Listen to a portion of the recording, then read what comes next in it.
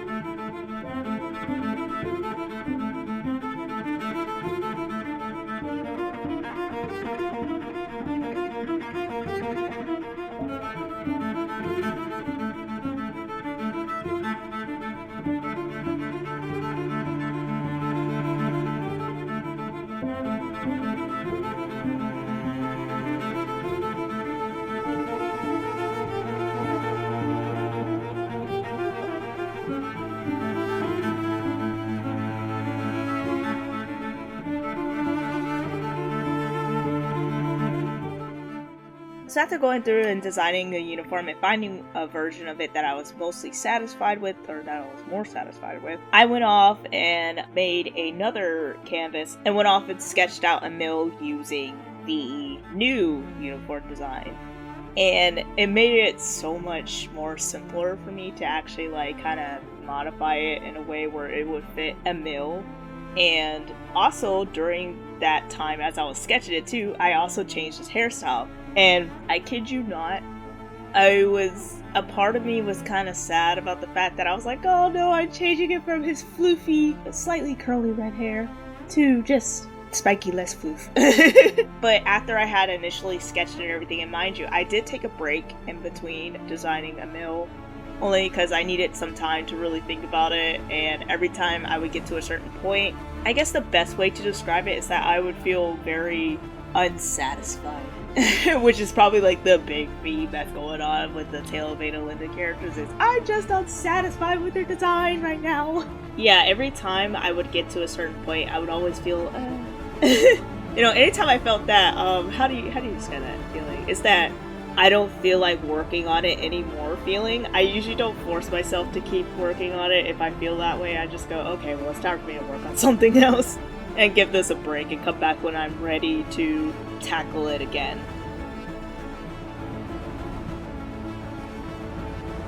So after I did that little quick kind of sketch of him and everything with the new hairstyle, the new uniform, and also I changed him from being like another swordsman to making him an archer, because I kid you not, why I was like in between my little break from working on him, I took a second to like think about him again, you know, reevaluate, and I was just like, okay, let's think about Amell's history here. Okay, who is he? And where does he come from? I was like, okay, well, based on his early design, I'm gonna have to make some adjustments here, right? Because I was thinking to myself, okay, because based on his early design, I was like, okay, well, he would actually be from this place within this world of my story that I will not elaborate any further. And I was just like, okay, yeah, so he's from here. This also explains why he looks like this. This also explains his red hair, because actually out of the entire cast of characters, he's like the only person I designed with like red hair. But yeah, I like to think about like, you know, based on their hair and their hair texture and all that stuff, where would they be located? At least in this world, because it is a fantasy fictional world that does not exist.